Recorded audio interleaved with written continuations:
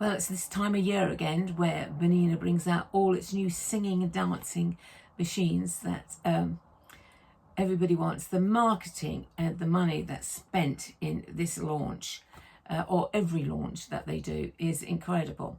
And of course, you get all the dealers from all over the world invited to these things. So they've got the next bit of knowledge so they can pass it on. Vapor Bill, what's her name? I can't remember now. Anyway, we'll scrap that bit.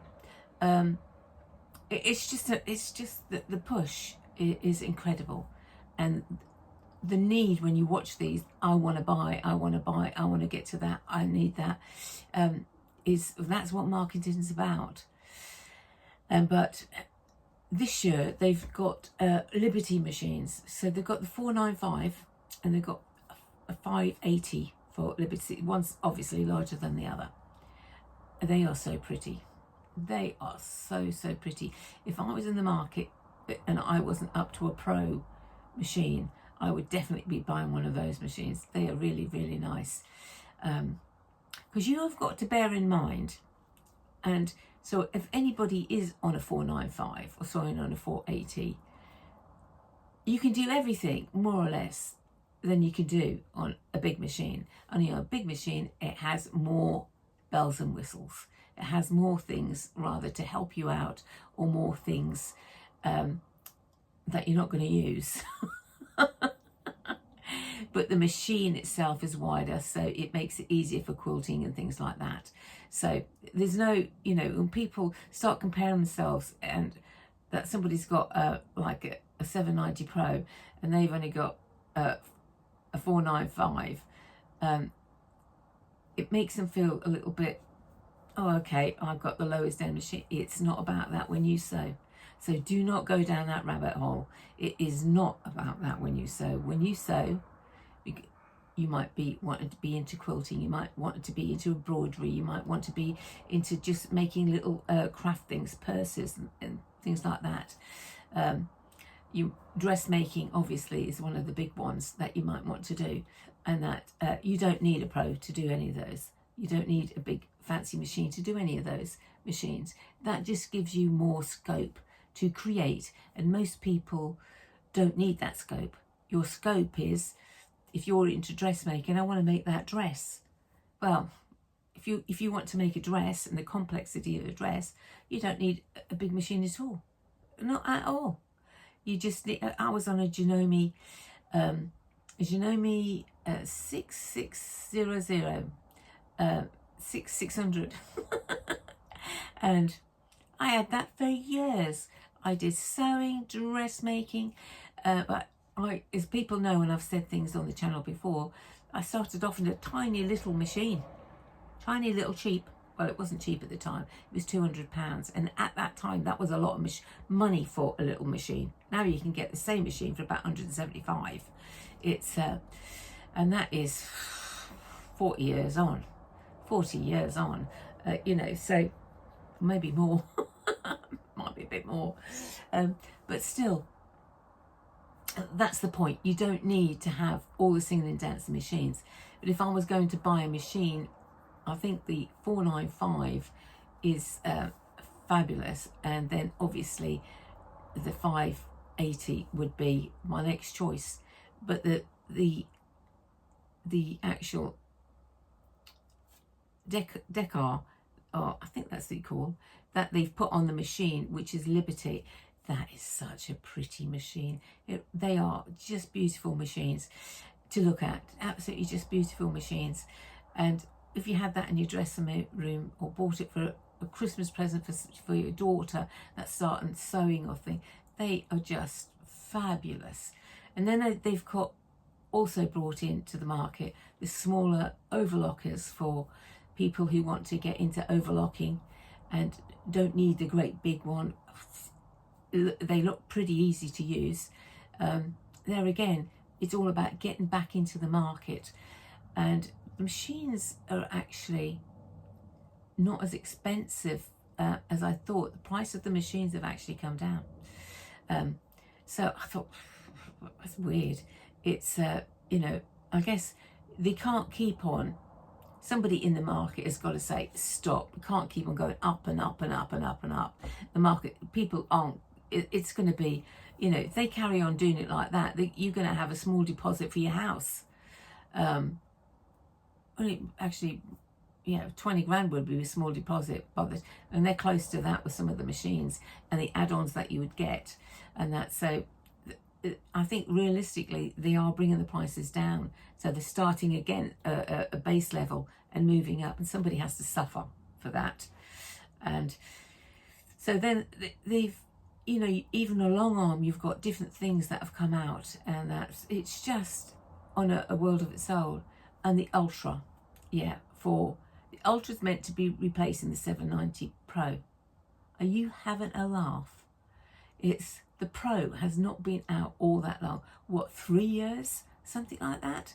It has not been out. 4 years? I don't know, 3 or 4 years? I can't find my paperwork for it to actually check when I bought mine. And they're introducing another machine that they say that, you know, on the internet and all the rest of it, it's saying it's going to replace the Pro. So I guess the dealers aren't going to be buying in more Pros. They're just going to be getting rid of the ones they've got, or well, okay. What they've done is,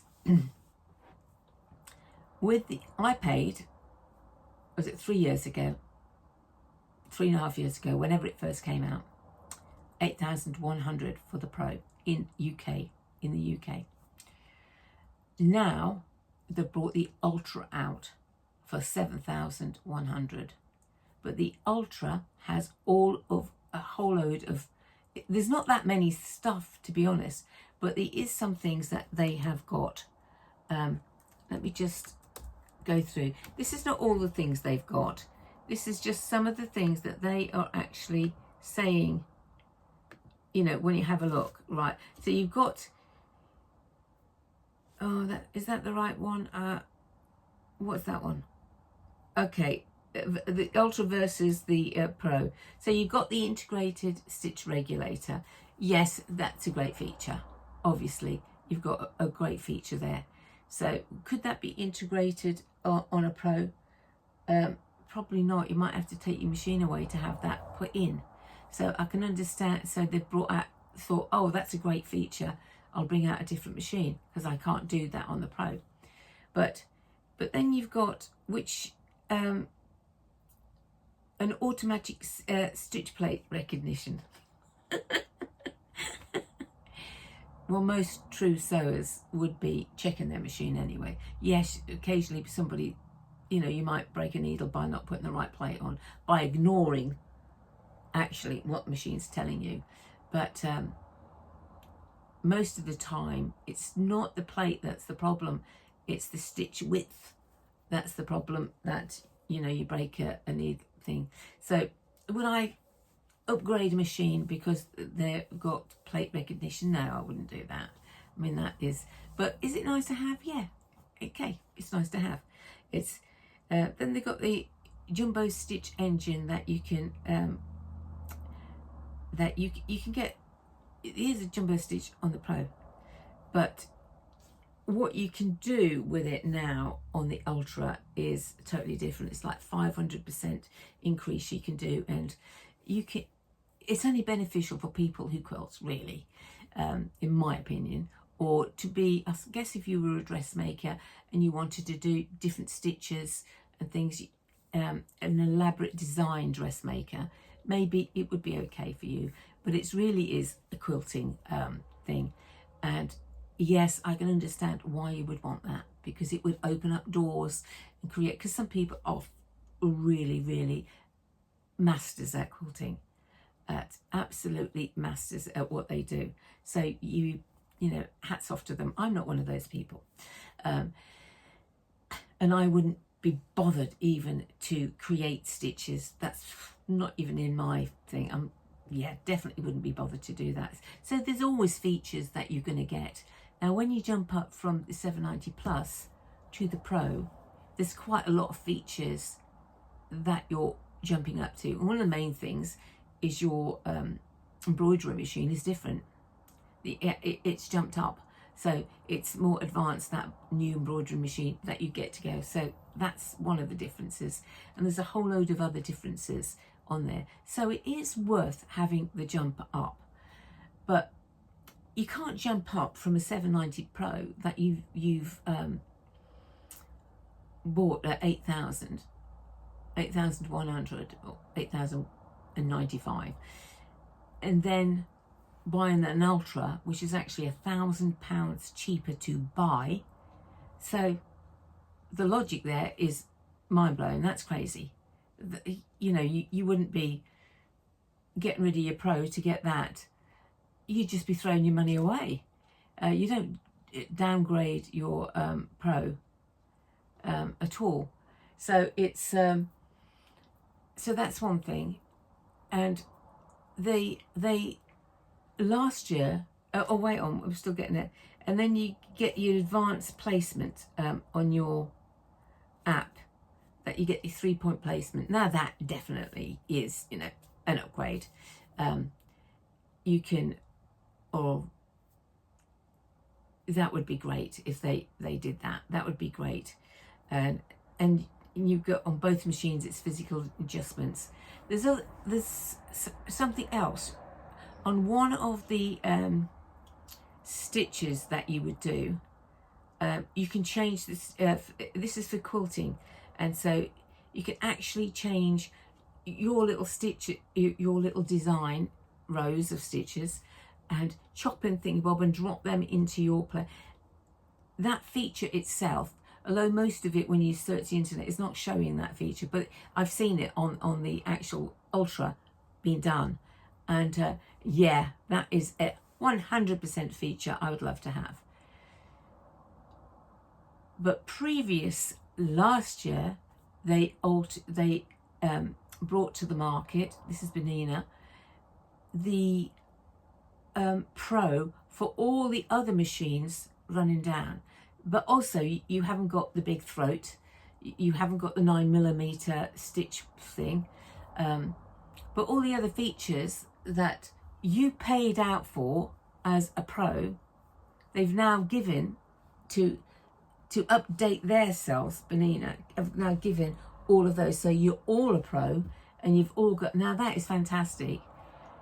But the people that have bought the actual original Pro, that's got the 10-inch throat plate, and you know, you weren't given anything. Your update was just an ordinary little update to do something, and that was in April. But they're apparently not going to give you any of the features that the Ultra's got, even though you paid more money than the Ultra. Now, if that's not crazy, I don't know what is. It's insulting. It's absolute insulting. If the Ultra was like £1,000 more than the Pro, then you would think, okay, but it's not. It's cheaper. And on top of that insult, they've now dropped the price of the Pro to 6,900 and something. So there's not much difference between the price of the Pro and the Ultra. So what are people going to do? Because there's not much difference, they're just going to go to the Ultra, and that's how the Pro is going to go out of existence. So that is not cool. And I know a lot of people with the Pros, it's across all the Facebooks now, are jumping up. They're biting at the bit. You know, it's Bernina, definitely, if you're listening, you need to do something for the Pro. You need to bring an update that's free to the people of the Pro and update that machine. Because that is somewhere, you cannot tell me in the 3 years and the big rollout that they had for the Pro that you didn't know that was something else was on the market, the Ultra was going to get born.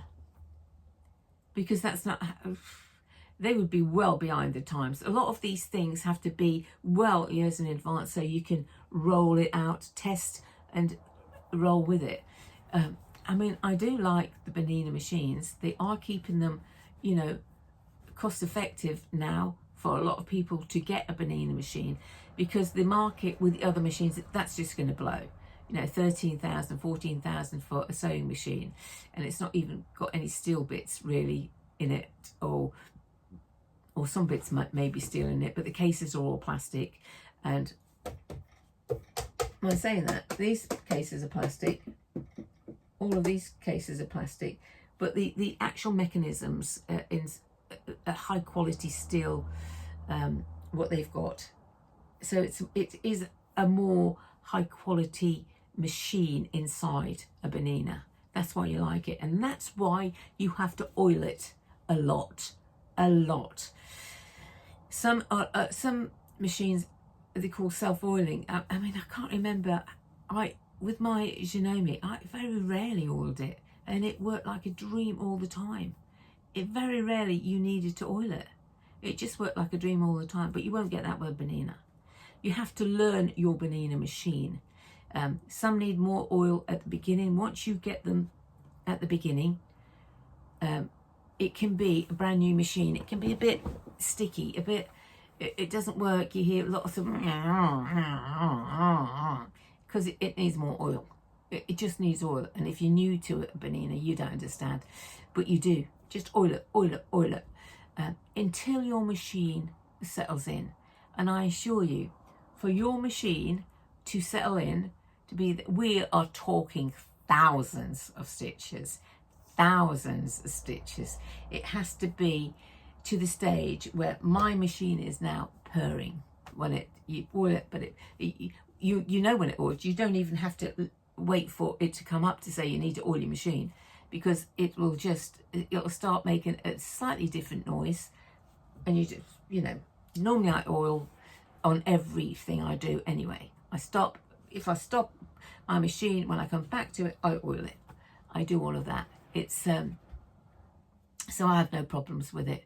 But I used to, when I first had my Plus, 790 Plus, that was that was very clunky when I got it and all the rest of it. And they told me to oil it in a way that you don't oil it, and just to do it the once. And I did it what they said, and it worked. And then after that, it worked, and then it had a load of quirky things. You just got, every machine's different. You got to, run with it until it works out. But I will say the pluses. So if anybody's got the pluses and you listen to me now, what you need, have I got one here?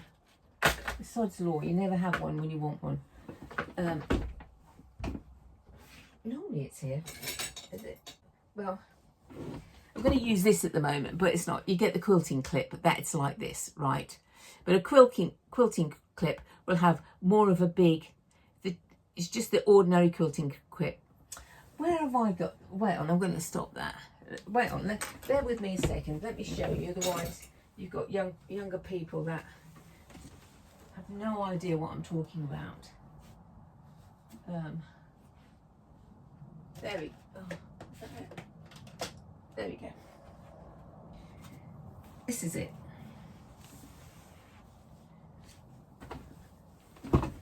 This is it. Basic quilting clip. You won't be doing that with it though. But you take this clip. You don't need to do it on a Pro because it's already been fixed. But your Plus. So it comes in, your thread comes in, and it won't come in there, it'll come in here. What you would do is, you'd glue this, you get sticky tape, double-sided tape, stick it on the back of that, and you would stick that there, like this. So look how far away it is, because that's the screw hole, just right next to the screw hole, and you stick it there. And then when you do, you come from your thread and you thread it through that gap. You don't need to open it, just thread it through that gap. And this now becomes a thread holder, and then you go straight into your machine here, which with a Plus, which it happens with all of the Pluses, by the way. You just do, if you a lot of the problems you've got is because of this. It jumps a bit out. It jumps out a bit. When this lifts up, it just jumps. It doesn't lift up, but you put it in. It just jumps out of its thread bits there. So it needed an extra guide to actually do it. So I hope you found that all informative, and like I say, check out, make sure you get the right machine, and think before you start buying any machine, because most of the time, most of your machines are going to be exactly right for you. But if you feel the urge, you want to move up and get something, then you've got now a little bit of background, and you can make the right choices for yourself if you want to go down that road. So I thank you from the bottom of my heart for watching me, and if you could subscribe, that would be fantastic. I'm trying to get my numbers up so I can start putting coffees out, and it gives me more motivation to want to do something. Okay, take care.